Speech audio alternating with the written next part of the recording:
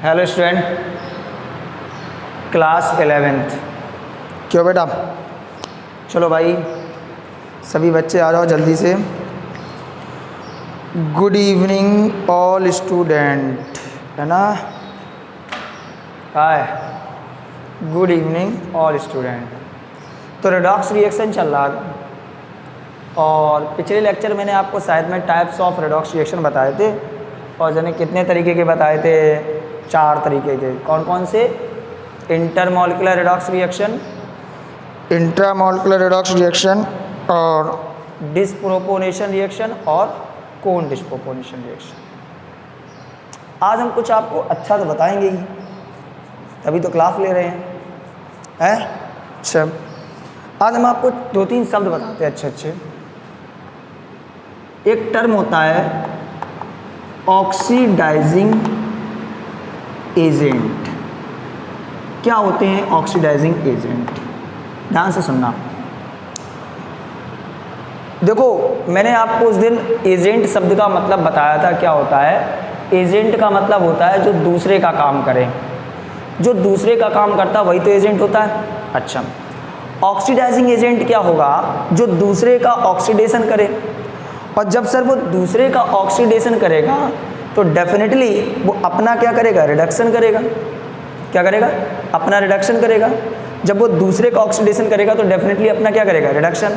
तो जैसे बीमा एजेंट होता है, बीमा एजेंट दूसरे का बीमा करता है, बीमा एजेंट दूसरे का बीमा करता है। तो ऑक्सीडाइजिंग एजेंट क्या करेगा? दूसरे का ऑक्सीडेशन और खुद क्या होगा? रिड्यूस होगा। मतलब self reduce and other molecule get oxidise.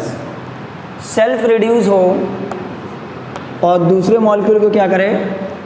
Oxidise करे, उसको कहते हैं ऑक्सीडाइजिंग एजेंट। एक बात सोचो, कोई एलिमेंट ऐसा क्यों करेगा कि बोला मुझे रिड्यूस होना है? देखो, ऐसा जब ही पॉसिबल है जब कोई एलिमेंट, जब कोई कंपाउंड में, जब किसी कंपाउंड में वो एलिमेंट अपनी मैक्सिमम ऑक्सीडेशन नंबर की कंडीशन पे है। जैसे मान लो ये एक एलिमेंट है ए और इसका मैक्सिमम ऑक्सीडेशन नंबर है +6 और एक कंपाउंड है DAC। इस DAC कंपाउंड में ए का ऑक्सीडेशन नंबर भी +6 है। तो सोचो, क्या ए का ऑक्सीडेशन नंबर अब 6 से ज़्यादा हो सकता है? नहीं हो सकता। जब ए का ऑक्सीडेशन नंबर 6 से ज़्यादा नहीं हो सकता है, इसका सीधा सीधा मतलब क्या है कि अब ए का ऑक्सीडेशन नहीं हो सकता है। सर, ए का ऑक्सीडेशन 7 नहीं हो सकता है क्योंकि ए का मैक्सिमम ऑक्सीडेशन नंबर कितना है? +6 है। लेकिन सर ए का +5 हो सकता है। +5 अगर हो सकता है तो अपने दिमाग से सोचो, किसी का +5 ऑक्सीडेशन नंबर हो सकता है, +6 से +5 क्या हो गया? रिडक्शन हो गया। इसका मतलब this compound DAC is work as a oxidising agent. मतलब कि वो जब कोई एलिमेंट किसी मॉलिक्यूल में अपनी मैक्सिमम ऑक्सीडेशन नंबर पे होगा तो अब उससे ज़्यादा उसका ऑक्सीडेशन नंबर हो नहीं सकता है। इसका मतलब उसका ऑक्सीडेशन हो नहीं सकता है तो उसका क्या होगा? रिडक्शन। और जब उसका रिडक्शन होगा तो डेफिनेटली है वो दूसरे का क्या कराएगा? ऑक्सीडेशन। तो कंडीशन है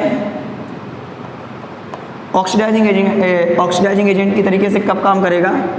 व्हेन एनी एलिमेंट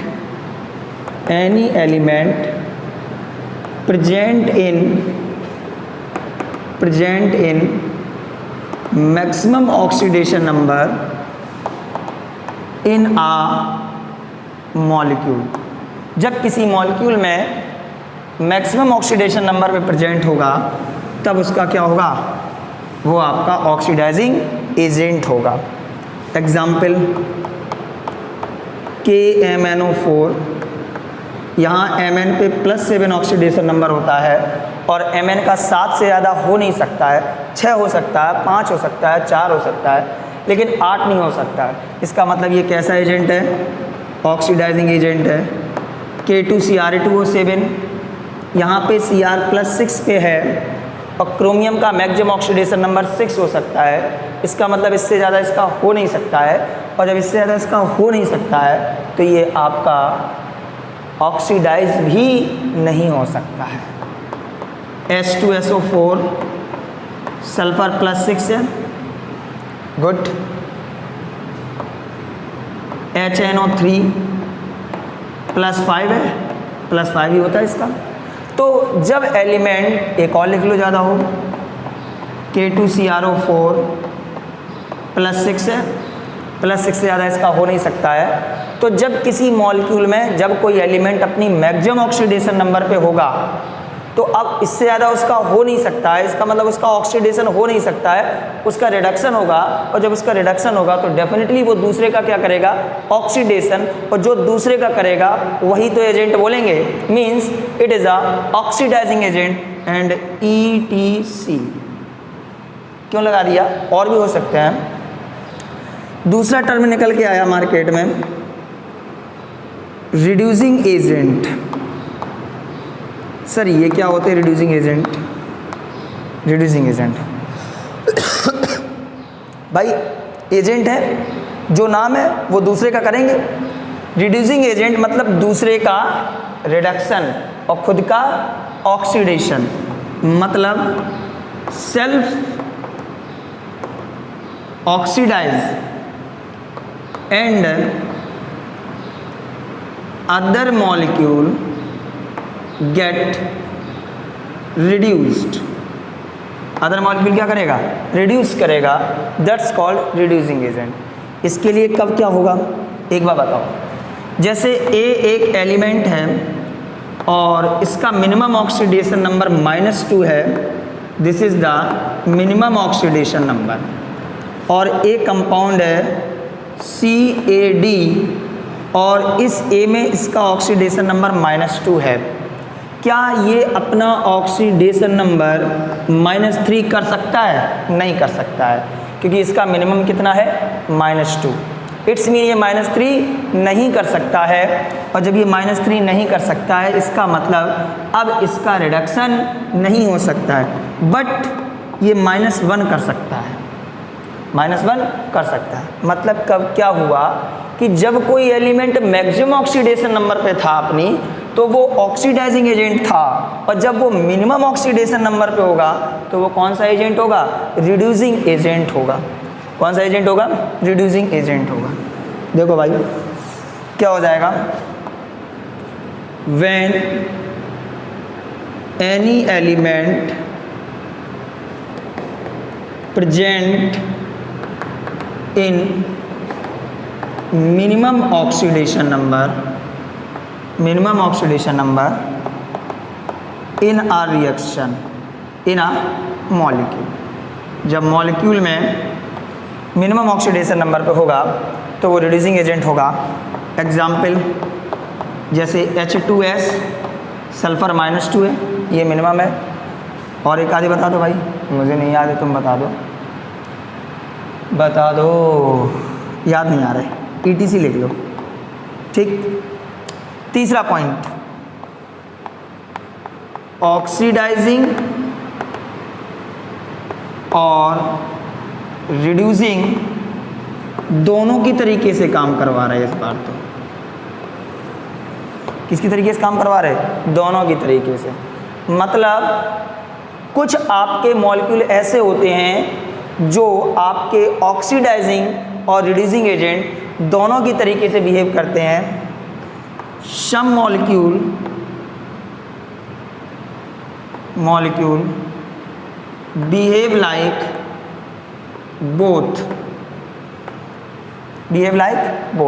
ऐसा कब होगा? जैसे ये सल्फर है, इस सल्फर पे ऑक्सीडेशन नंबर +4 है। सपोज करो ये सल्फर का एक कंपाउंड है, इसमें +4 ऑक्सीडेशन नंबर है। क्या सल्फर अपना ऑक्सीडेशन नंबर -2 नहीं कर सकता है? कर सकता है। क्या सल्फर अपना ऑक्सीडेशन नंबर +6 नहीं कर सकता है? कर सकता है। इसका मतलब इस सल्फर का रिडक्शन भी हो सकता है, इस सल्फर का ऑक्सीडेशन भी हो सकता है। तो ये ऐसा कब होगा? जब वो अपना ऑक्सीडेशन नंबर बढ़ा भी दे और अपना ऑक्सीडेशन नंबर घटा भी दे। ऐसा जब होगा जब एलिमेंट अपनी इंटरमीडिएट ऑक्सीडेशन नंबर पे होगा, बीच का ऑक्सीडेशन नंबर पे, बीच से आगे भी और पीछे भी। तो यहाँ लिखेंगे when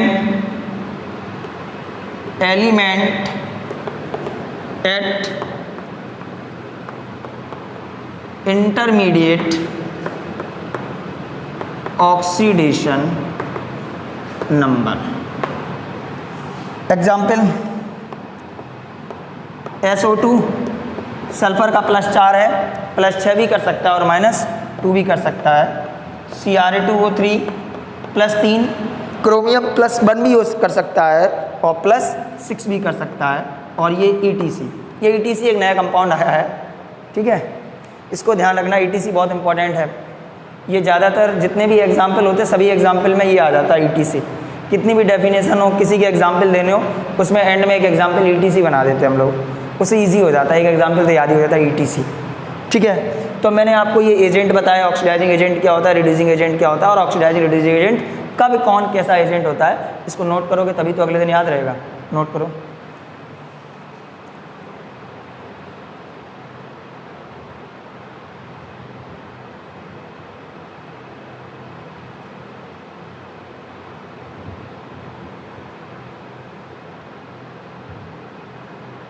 तो भाई नोट हो गया है? चलो आगे बढ़ते हैं हम। धीमे धीमे धीमे धीमे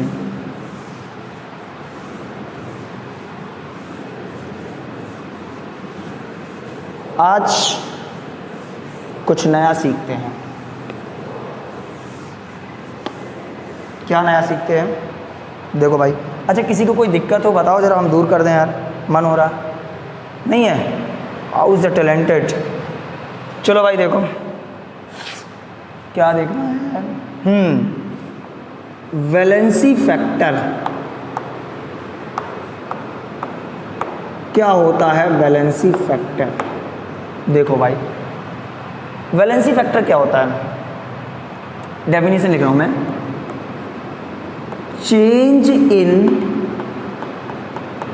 change in oxidation number in each atom is called valency factor। किसी भी ईच एटम में जो चेंज होता है, ये शब्द याद रखना, ईच एटम में जो चेंज इन ऑक्सीडेशन नंबर होता है दैट्स कॉल्ड वैलेंसी फैक्टर। जैसे MnO4- आपका चेंज हो गया Mn+2 में, then what is the valency factor of this compounds? Okay look it sir, यहाँ पर Mn पे ऑक्सीडेशन नंबर +7 आएगा, यहाँ पे +2 आएगा। प्लस का 7 से प्लस का 2 कितने का चेंज हो गया? 5 का। यहाँ Mn कितना है? 1। यहाँ Mn कितना है? 1। इजी हो गया। कितने का चेंज हो गया? 5 का। 5 इसका हो गया वैलेंसी फैक्टर। अच्छा, Cr2O7-2 चेंज इनटू Cr+3। अगर यहाँ Cr2O7-2 में ऑक्सीडेशन नंबर निकालोगे तो यहाँ +6 आएगा और यहाँ पे +3 आएगा। सर कितने का चेंज हो गया? 6 से 3 का चेंज हो गया। ये दिमाग से फितूल निकाल दो। मैंने क्या बोला है? इन ईच एटम मतलब यहाँ पे क्रोमियम कितने हैं? 2। तो यहाँ क्या देखोगे? 2 क्रोमियम में देखोगे तो 2 6 जा 12। 2 क्रोमियम में कितना आया? 12। अगर यहाँ पे 2 क्रोमियम में देख रहे हो तो यहाँ पे भी आपको 2 क्रोमियम में देखना पड़ेगा। यहाँ आप 4 क्रोमियम में देख रहे हो तो यहाँ भी आपको 4 क्रोमियम में देखना पड़ेगा। यहाँ 10 क्रोमियम में देख रहे हो तो यहाँ भी 10 क्रोमियम में देखना पड़ेगा। वो बात अलग है यहाँ चाहे जितने क्रोमियम हो या ना हो। इट्स मीन ईच एटम में जो चेंज इन ऑक्सीडेशन नंबर होता है दैट्स कॉल्ड वैलेंसी फैक्टर। तो 2 6 जा 12, तो यहाँ भी 2 में देखोगे 2 3 जा 6, कितने का चेंज हो गया? 6 का चेंज हो गया। 6 इसका वैलेंसी फैक्टर हो गया। Na2S2O3 change into Na2S4O6। यहाँ सल्फर पे ऑक्सीडेशन नंबर निकालोगे, प्लस का 2 निकल के आएगा, यहाँ प्लस का 2.5 निकल के आएगा। कितने का चेंज हो गया? 0.5 का चेंज हो गया ना? नहीं। कैसे देखोगे? ईच एटम, यहाँ सल्फर कितने हैं? 2, तो 2 2 जा 4, यहाँ कितने हैं? 4। मुझे कोई मतलब नहीं है। यहाँ अगर आप 2 में देख रहे हो तो यहाँ भी आप कितने में देखोगे? 2 में, तो 2 इंटू 2.5 इक्वल टू 5। 4 से 5 कितने का चेंज हो गया? 1 का। वैलेंसी फैक्टर कितना हो गया? 1। अच्छा, 2I माइनस गिव्स I2, इसका ऑक्सीडेशन नंबर -1, इसका 0। कितने का चेंज हो गया? -1 से 0। नहीं, यहाँ आयोडीन कितने हैं? 2 हैं, 2 हैं, तो 2 इंटू माइनस का 1 इक्वल टू माइनस का 2, इक्वल टू माइनस का 2। 2 इंटू -1 इक्वल टू माइनस का 2। यहाँ पे 2 into 0 equal to 0। What is the valency factor? Valency factor is 2। Valency factor is 2। तो what is the valency factor? क्या होता है वैलेंसी फैक्टर? ध्यान से देखो, change in oxidation number, change in oxidation number each atom, each atom में जो oxidation number का चेंज होता है। रिएक्टेंट साइड में आप एटम देखो कितने हैं, जितना ऑक्सीडेशन नंबर दिया गया है ऑक्सीडेशन नंबर में उतने ही एटम से मल्टीप्लाई कर दो, उतने उधर जो ऑक्सीडेशन नंबर है उतने ही एटम से, जिधर रिएक्टेंट साइड में जितने एटम से मल्टीप्लाई किया है। जैसे इसमें कितने से मल्टीप्लाई किया? 2 से मल्टीप्लाई किया, तो इधर आप 2 ही से करोगे। 4 है, मुझे कोई लेना देना नहीं है। बात समझ में आई? तो what is the valency factor? Change in oxidation number in each atom is called valency factor. कोई दिक्कत तो नहीं आ रही? आ रही तो बताओ, नोट कर लो।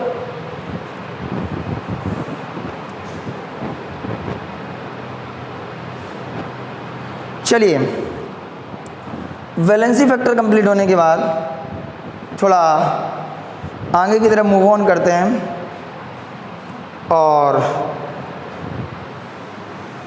देखते हैं कुछ नए प्रकरण नए समय के साथ। मेरा मन कर रहा है कुछ अच्छा पढ़ाने का, लेकिन डर लग रहा है मुझे, आता है कि नहीं आता है।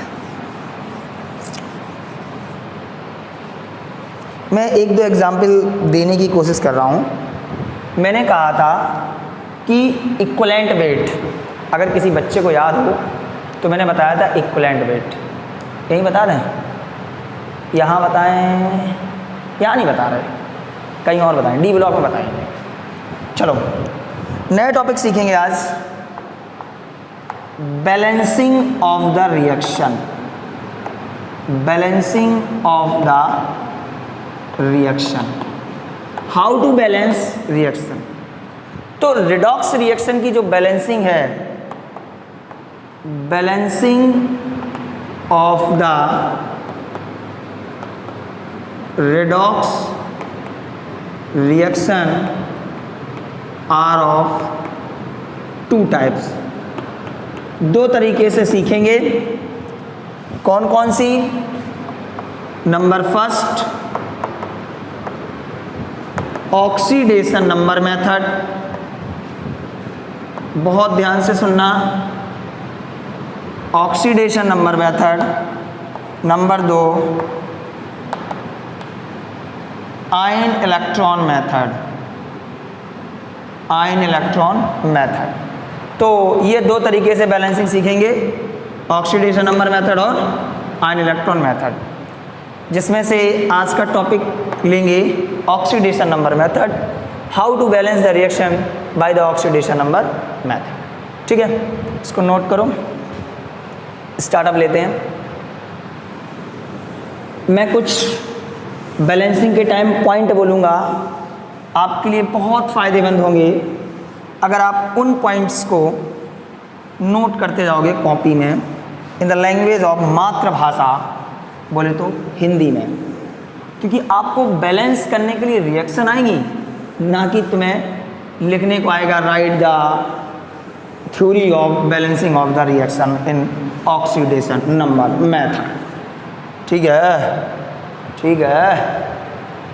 तो पहला मेथड है, शायद बोर्ड से बाहर जा रहा हो, पहला मेथड है ऑक्सीडेशन नंबर मेथड। बेटा देखो, ये वाला आर्टिकल 12th में जो डी ब्लॉक पढ़ाया जाता है, डी ब्लॉक, वहाँ पे तो यूज ही होता है बिल्कुल। मतलब ये समझो भाई, डी ब्लॉक में जो KMnO4 और K2Cr27 कंपाउंड है, उनकी जो रिएक्शन है ये यहाँ बैलेंस करना सिखा रहे। चलो छोड़ो, डिलीट मारो, सब डिलीट करो, इधर ही आओ सीधे। ऑक्सीडेशन नंबर मेथड कैसे करते हैं? सपोज एक रिएक्शन, सपोज क्या, एक रिएक्शन दी गई है,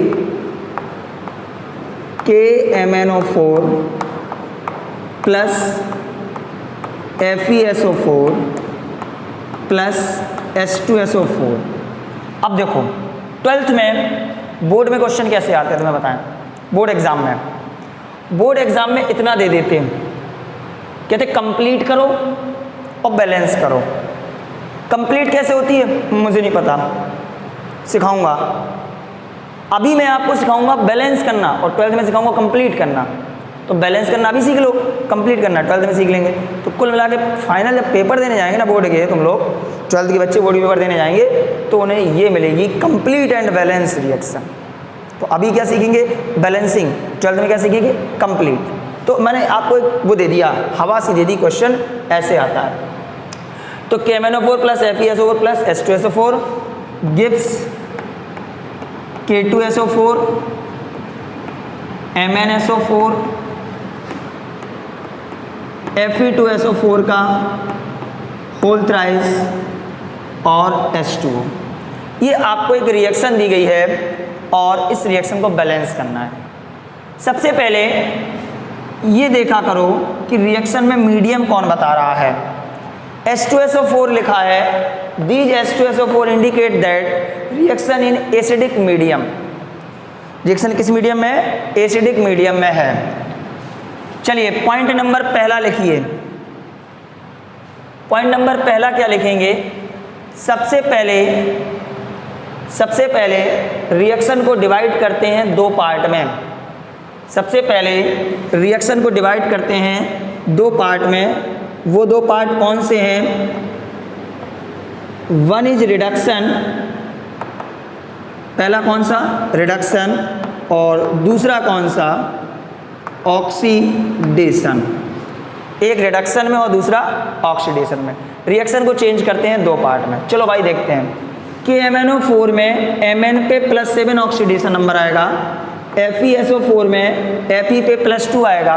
किसी को नहीं पता है तो मैं बता दे रहा हूँ, FeSO4 इसका टोटल ऑक्सीडेशन नंबर 0 हो जाएगा, Fe पे X हो जाएगा, और SO4 जो होता है वो -2 होता है, तो यहाँ पे -2 हो जाएगा, X = +2 हो जाएगा। MnSO4 में Mn पे +2 आएगा, यहाँ भी दिखाई देता हूँ मैं।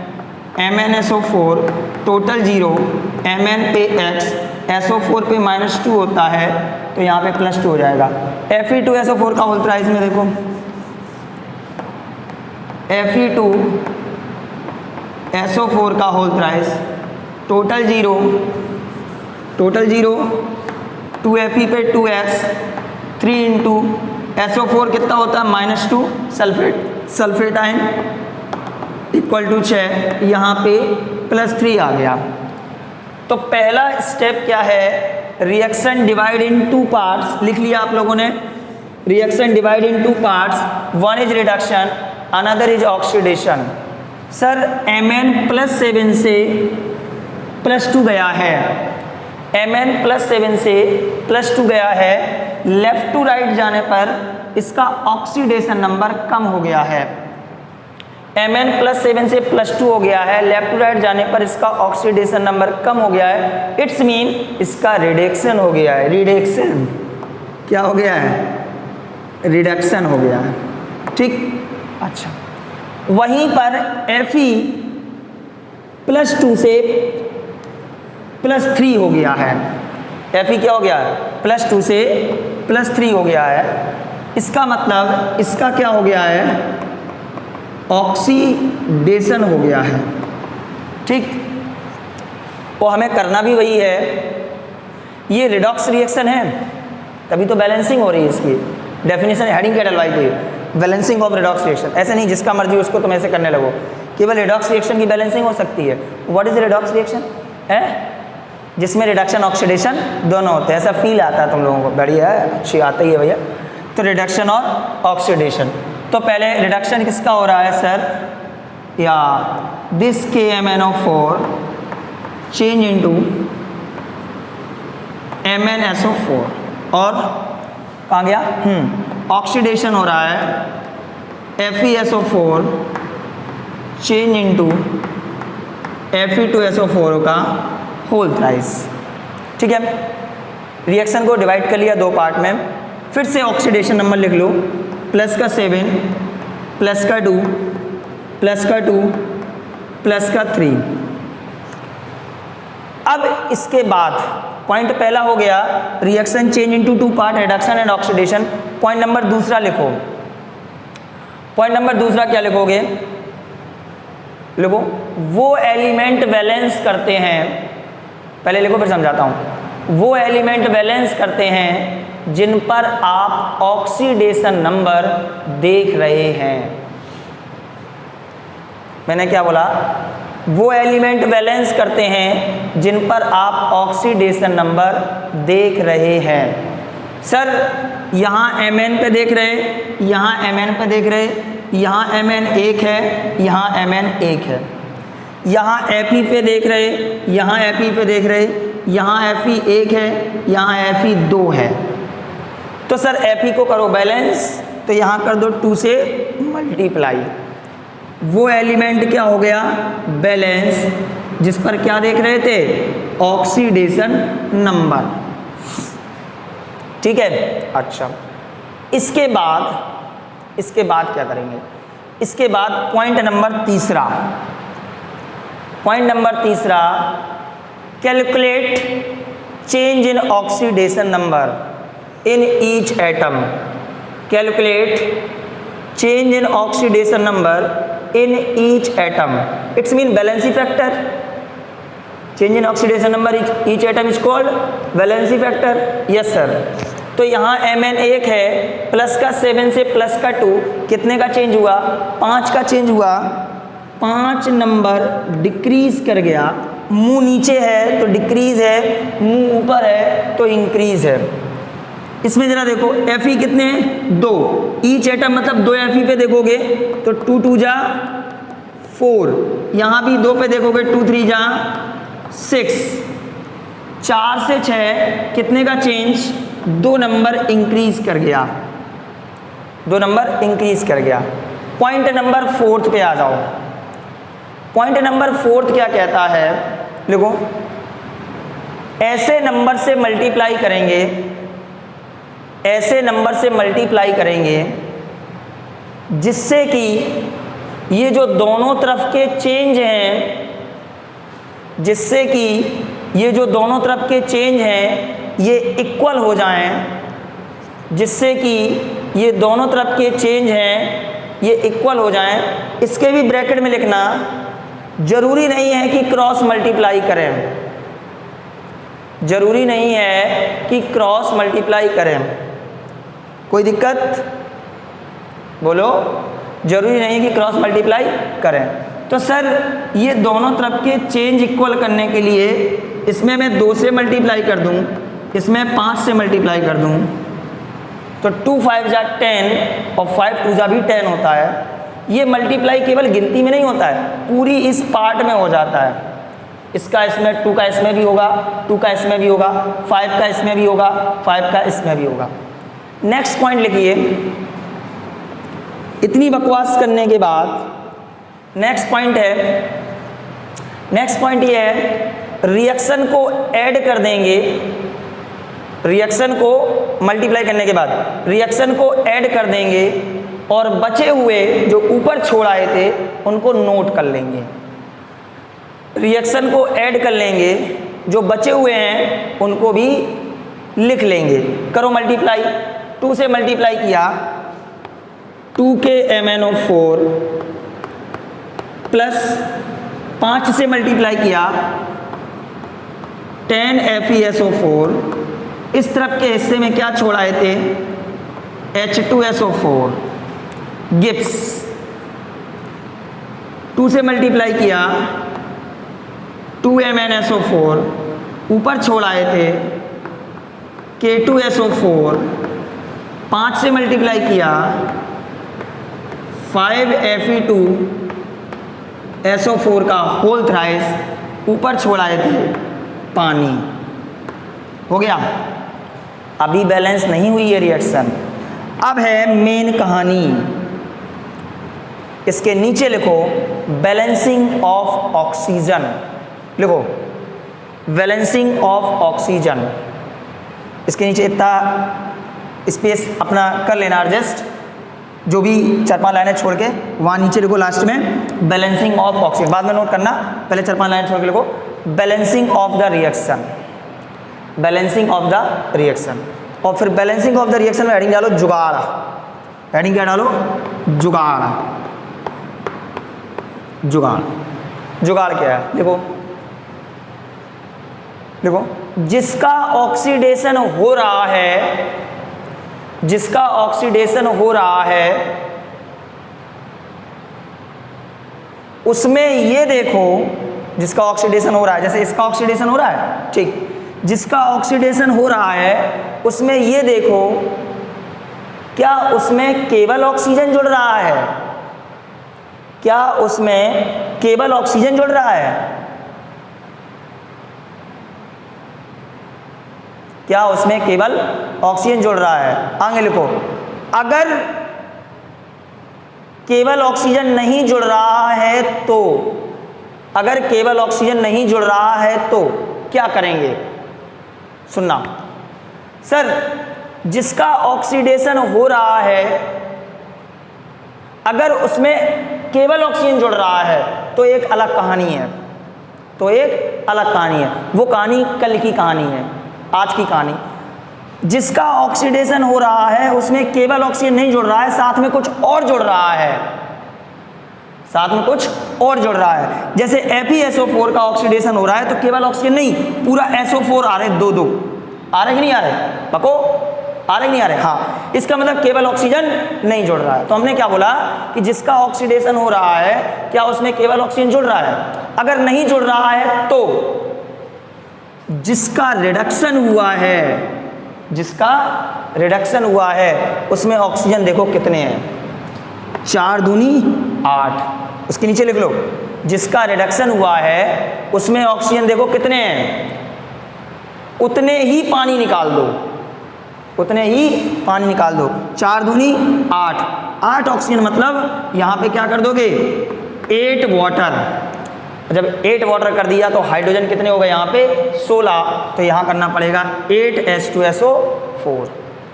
चेक कर लो रिएक्शन बैलेंस हो गई।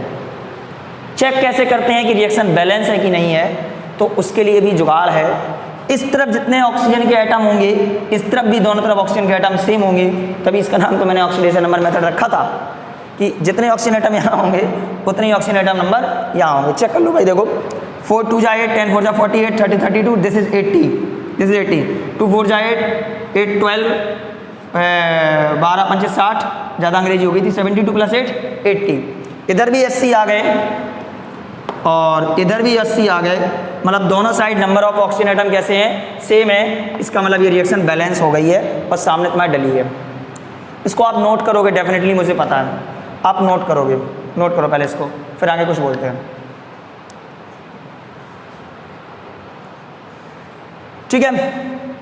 अब ऑक्सीडेशन नंबर मेथड के बहुत सारे एग्जाम्पल हैं, मैं लेकिन यहीं छोड़ूंगा। क्यों छोड़ूंगा? क्योंकि आप कुछ बच्चे इस पॉइंट को रिकवर नहीं कर पाएंगे, जो मैंने पॉइंट बोले हैं वो नहीं लिख पाएंगे। बेटा जब तक आप मेरे पॉइंट नोट नहीं करोगे, मैं आपको कल 5 एग्जाम्पल 6 एग्जाम्पल जो भी बताऊंगा आपको समझ में नहीं आएंगे। पहले पॉइंट लिखो, उन पॉइंट को एक बार पढ़ लो, मैं कल इसके फिर एग्जाम्पल करवाऊंगा, तब जाके आयन इलेक्ट्रॉन मेथड पे जाऊंगा, और तब भी आप नहीं सीख पाओ ना, तो इसमें फॉल्ट मेरी नहीं होगी, फॉल्ट तुम्हारी होगी। ओके, थैंक यू, कल मिलते हैं, गुड नाइट।